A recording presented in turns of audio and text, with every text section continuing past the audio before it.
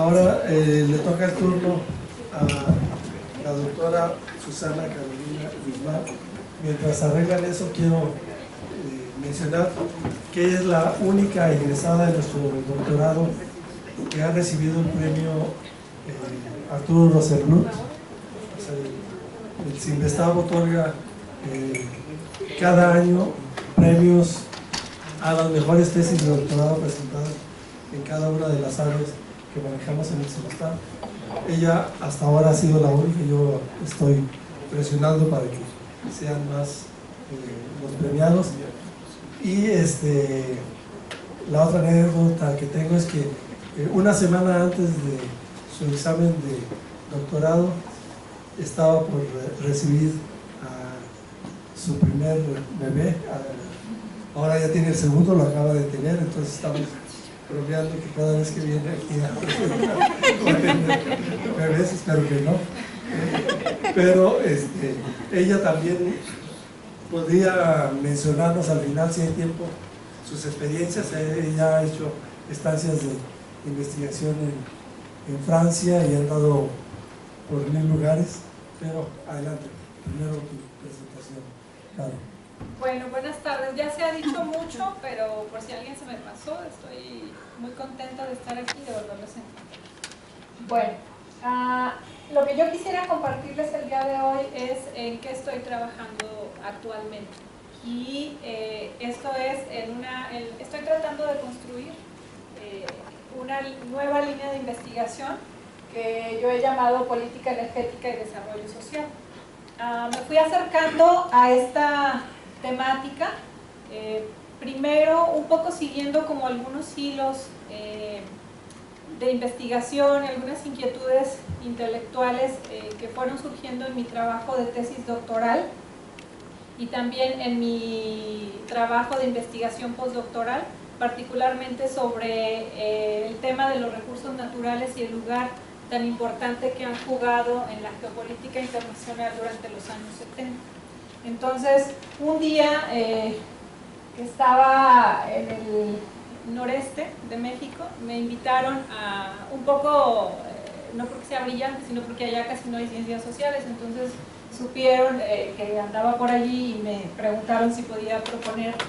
algún proyecto que pudiera aperturar una línea de investigación en ciencias sociales. Entonces yo de lo que tenía como bagaje y de lo que consideraba que podía haber esa mezcla de desafío, de aportación y de cuestiones que fueran enriquecedoras y que fueran poco trabajadas, pensé en algunos aspectos sociales que tienen que ver con la política energética.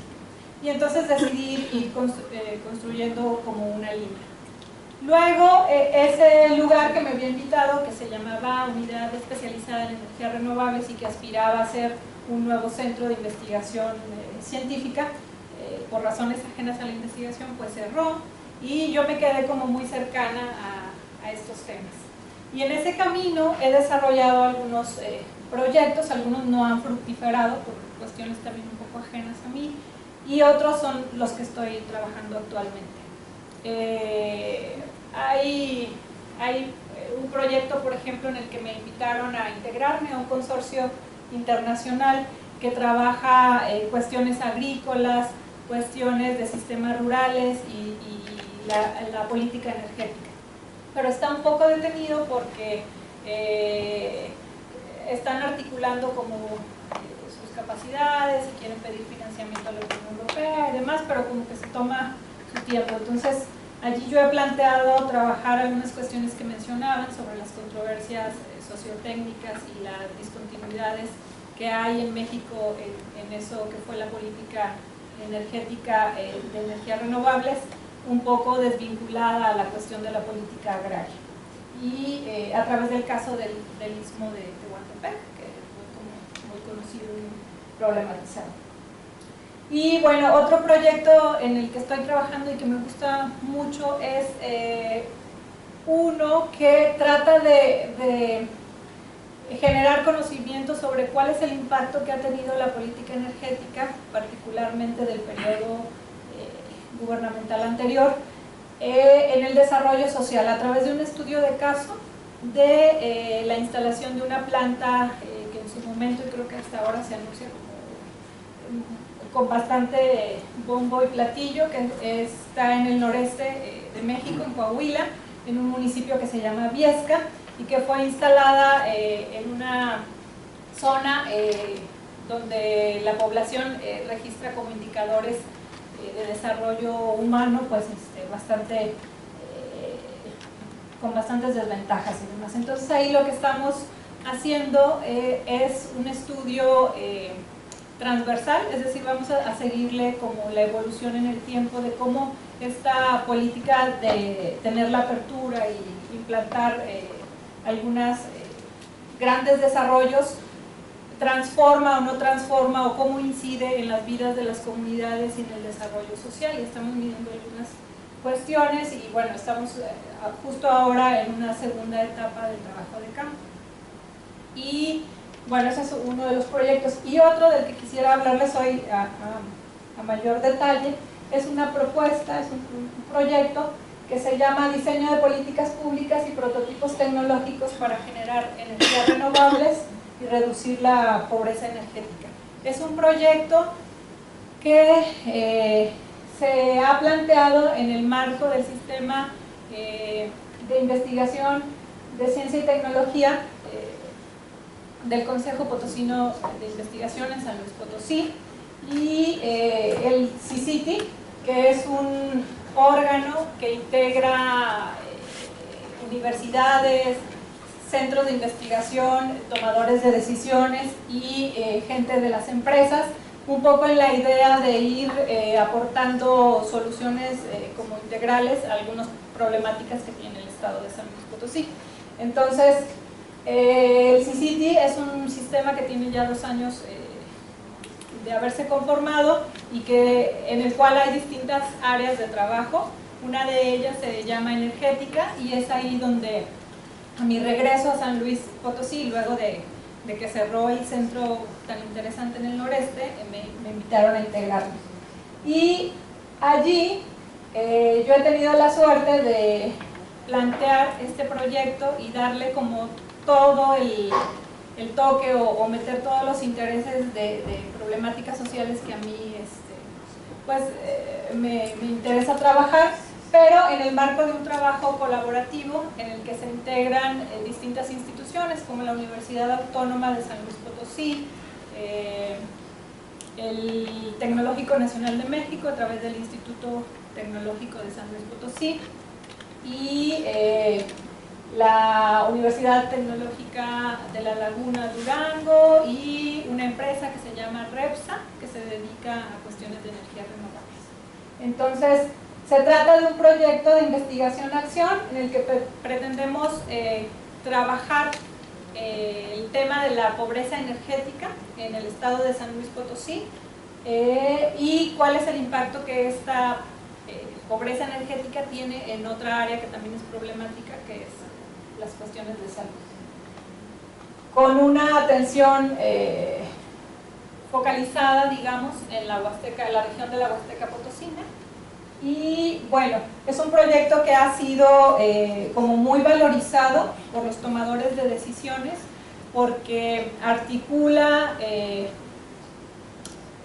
bastantes de los objetivos que están dentro de las agendas prioritarias o las agendas normativas a distintas escalas. En la escala internacional, a nivel por ejemplo, están los objetivos de desarrollo del milenio, el desarrollo sustentable. Y bueno, tan solo con respecto a ese marco normativo, este proyecto trata de manera intencional para poder trabajar en investigación-acción y para generar algo que pueda ser útil y además interesante en términos de productividad científica, pues articula al menos 4 de esos objetivos de desarrollo sustentable, que son la cuestión de la generación de energías limpias,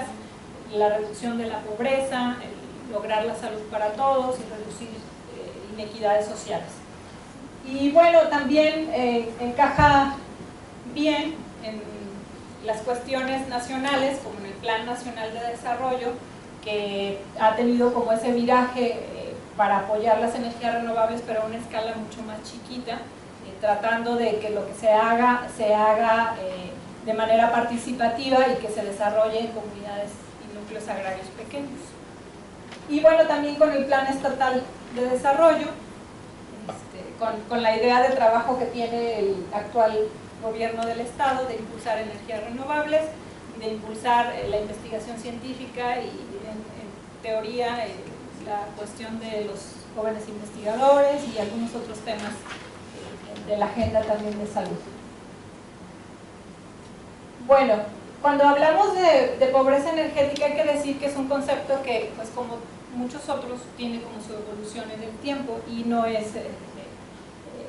una cuestión permanente. Lo que hay actualmente es un consenso para decir que están en pobreza energética aquellas personas que no tienen la posibilidad de satisfacer sus necesidades de energía con respecto a cuidados de salud física, por ejemplo, de alimentación y de recreación, y que entonces tienen carencias en algunos aspectos, que son 6, que puede ser, por ejemplo, iluminación en sus casas o en sus comunidades, que puede ser también cuestiones de refrigeración de alimentos, cuestiones de carencias en la preparación y cocción de alimentos, en alcanzar el confort térmico, que si hace mucho frío no tienen posibilidad de calentar su hogar, o que si hace mucho calor no tienen la posibilidad de refrescarlo por distintas razones. Bueno, como causas de esto, lo que dicen los organismos más interesados en el tema es que finalmente la pobreza energética es un reflejo y es una manera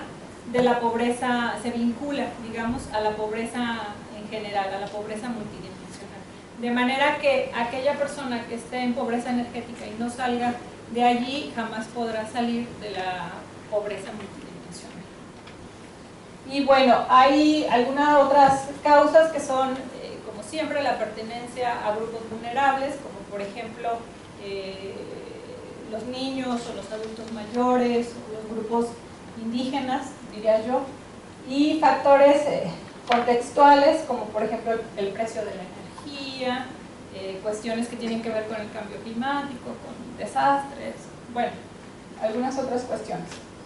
Y esto tiene como consecuencias afectaciones en salud física, afectaciones en salud mental incluso, y algunos otros efectos indirectos. Se habla, por ejemplo, de que aquellas personas que tienen carencias en cuestiones de iluminación comunitaria o iluminación en sus áreas de vivienda, pues están mucho más expuestas a cuestiones de violencia, etc. Y bueno, el área que particularmente a nosotros nos interesaría trabajar, nos interesa y vamos a trabajar, es la cuestión de la salud.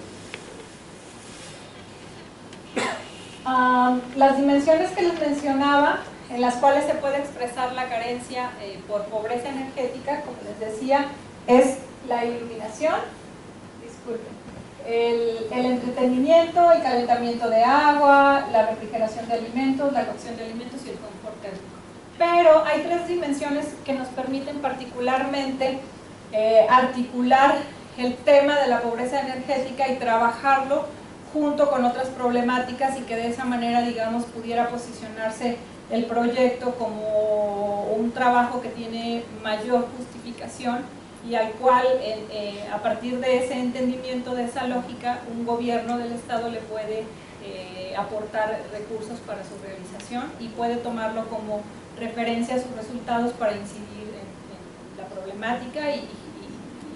generar políticas públicas y tratar de echarlas a andar. Estas 3 dimensiones que les mencionaba son el confort térmico, la cocción de alimentos y el calentamiento de agua. Y nos permiten vincular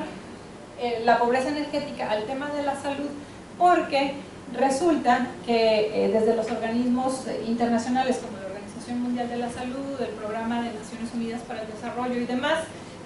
han estado enfatizando mucho que las enfermedades respiratorias están en completa vinculación con estas cuestiones de la pobreza energética, particularmente con estos tres elementos en los que se expresa la carencia por pobreza energética. Y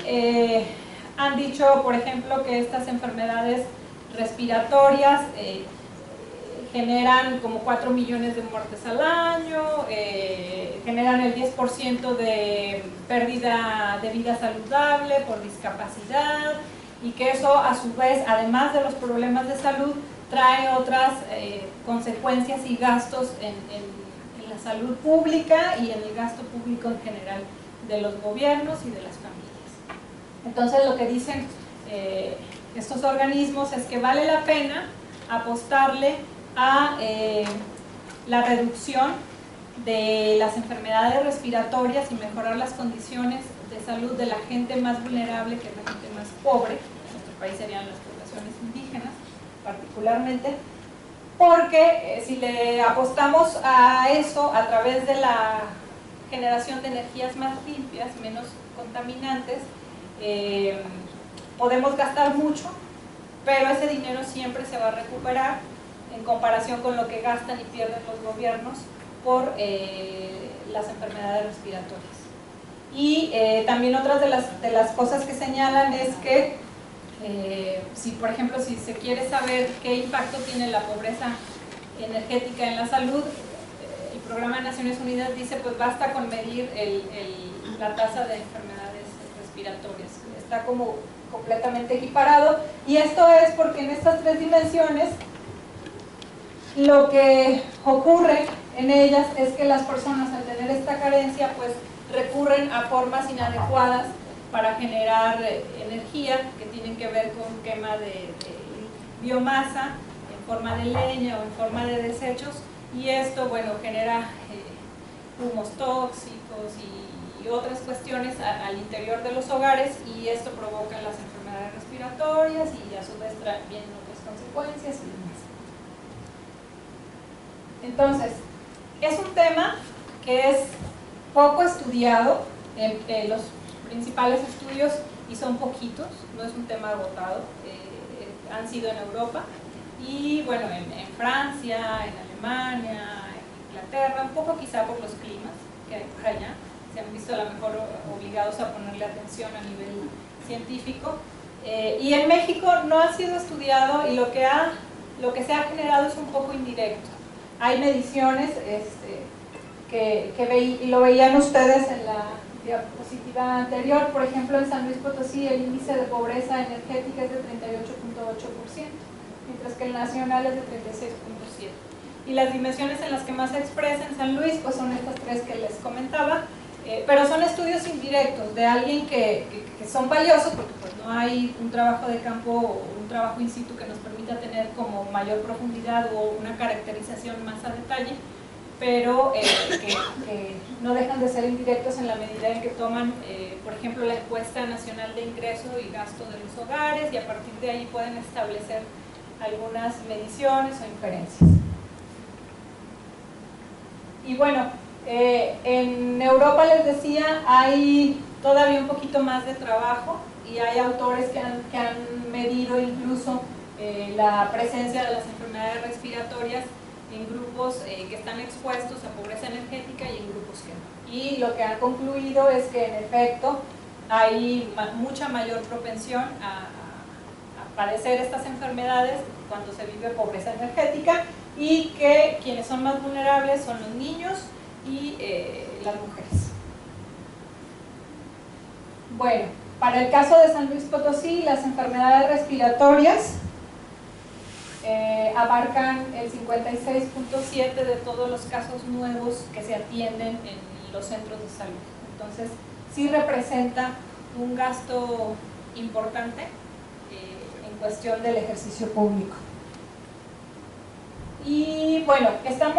nosotros hemos decidido trabajar en la Huasteca Potosina porque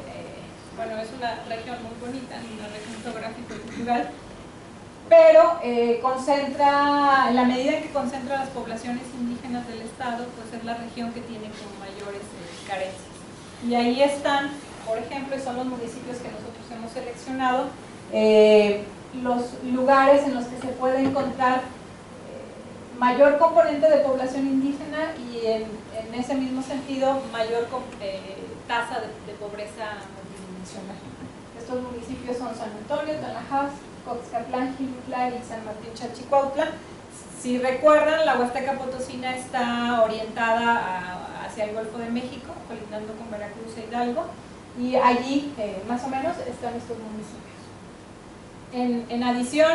son municipios que han sido enlistados en un documento que el gobierno federal actual preparó y que incluye a aquellos municipios que tendrán prioridad para estar trabajando en ellos o aprobando proyectos con el gasto público para contribuir a su desarrollo, porque tienen los indicadores como más negativos en cuanto a desarrollo humano. Bueno, parte de que sean las poblaciones que tienen mayores índices de pobreza multidimensional se refleja también en que son grupos cuya afiliación al Sistema Nacional de Salud está dada por instituciones como la Secretaría de Salud y lo que hasta hace pocos días existió como el Seguro Popular y demás, pero que son programas que han tenido como muchos pendientes con las poblaciones vulnerables y que en términos prácticos no han podido como elevar los indicadores de salud de estas poblaciones. Pero ellos están registrados ahí porque no tienen acceso a una afiliación institucional que derive de una prestación laboral, lo que nos habla además de otras condiciones o áreas de la pobreza multidimensional. Bueno, ¿qué es lo que nosotros queremos hacer?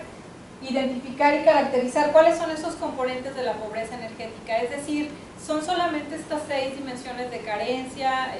Si uno va a campo, ¿qué va a encontrar? ¿Va a estar solamente restringido el tema a estas 6 dimensiones? ¿A la gente le hace sentido? ¿O cuál es como la perspectiva que ellos tienen, por ejemplo, de no tener iluminación? Y bueno, caracterizar el impacto en salud que tiene la pobreza energética, porque como recordarán, no hay estadísticas desagregadas para población indígena en muchos temas, pero menos en temas de salud. Entonces, durante muchos años algunos organismos internacionales han hecho críticas a esta cuestión como muy mexicana, pero no se ha corregido. Entonces lo que queremos hacer es un trabajo, porque ahora podemos hacer inferencias con datos globales, utilizando metodologías a lo mejor indirectas, validadas por la Organización Mundial de la Salud y demás, pero queremos ver qué encontramos en campo, si esto es cierto, capaz que la gente no está en esta condición, en fin, queremos como contrastar esa parte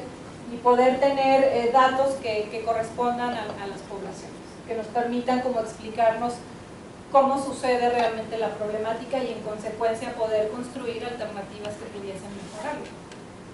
Bueno, también queremos hacer una identificación de cuáles son los recursos regionales que estas poblaciones tienen como para generar energías renovables y a partir de eso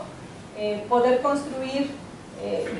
políticas públicas incluyentes donde la gente tenga una participación y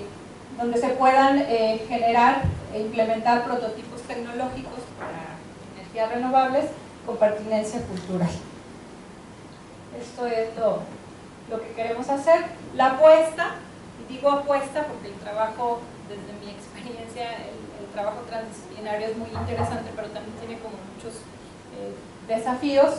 Y bueno, la apuesta que yo diría es hacer un trabajo transdisciplinario y que estará como muy delimitado en el tiempo, es decir, un estudio transversal con una metodología mixta, cuantitativa y cualitativa, en la cual vamos a aplicar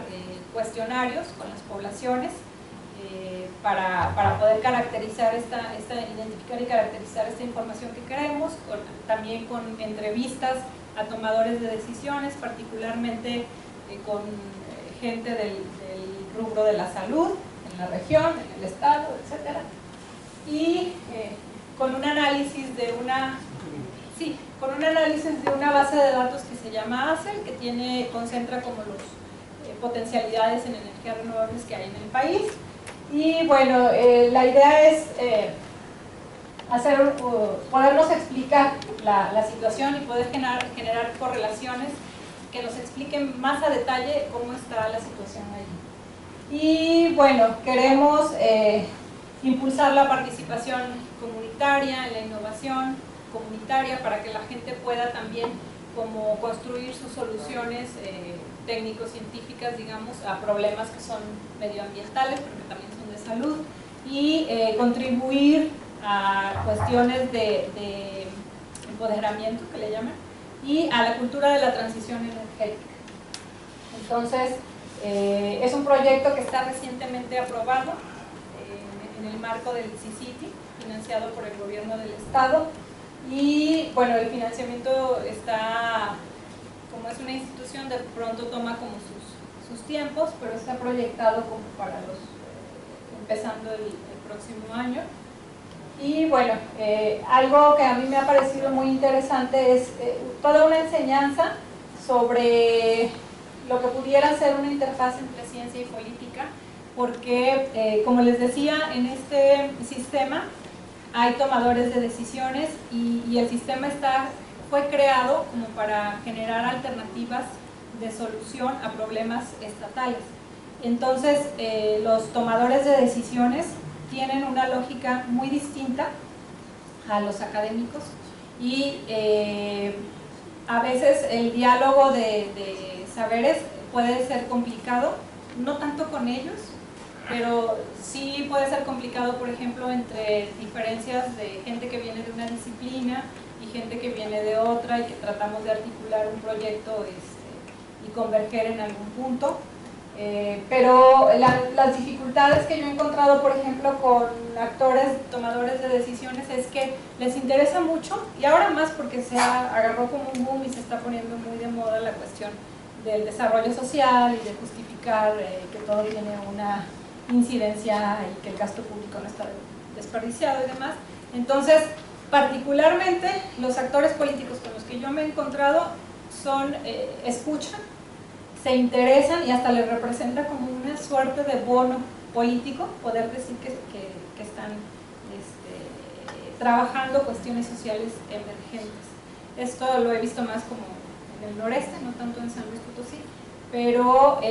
con ellos no hay tanta dificultad. La dificultad que yo he encontrado es a la hora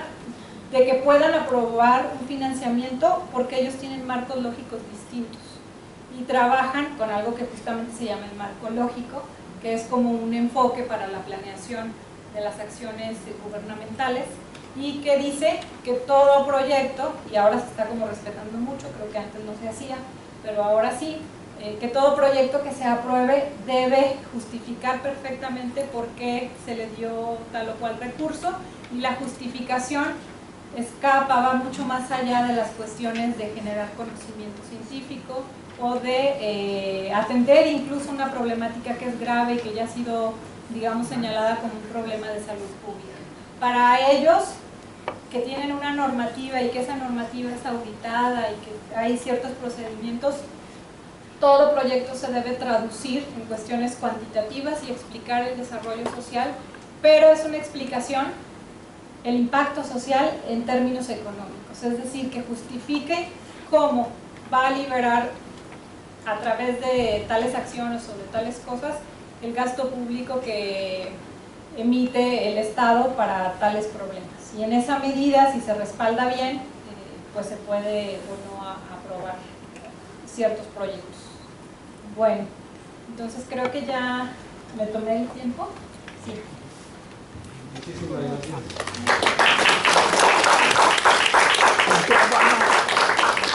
Tenemos tiempo para una pregunta.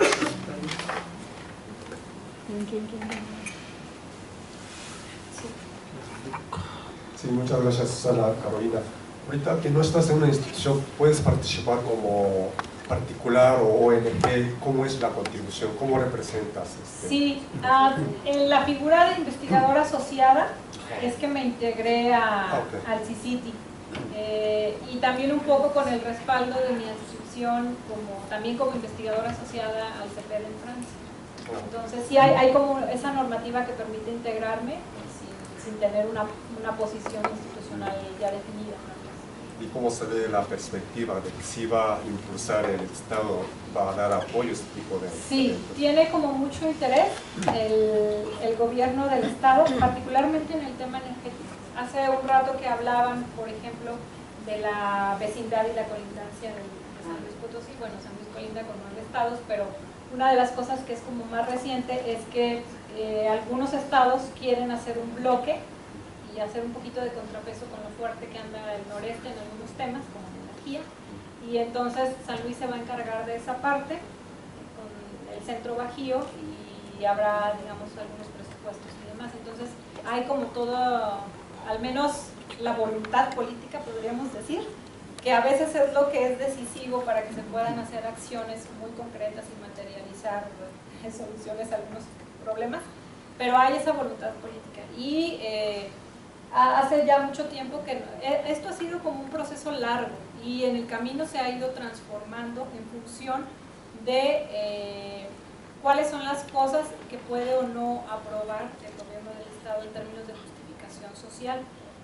Pero ha habido como esa clara disposición y voluntad de apoyar la investigación, el tema energético, a los pueblos indígenas, todas esas dimensiones que tratamos de articular. Muy bien, le agradecemos a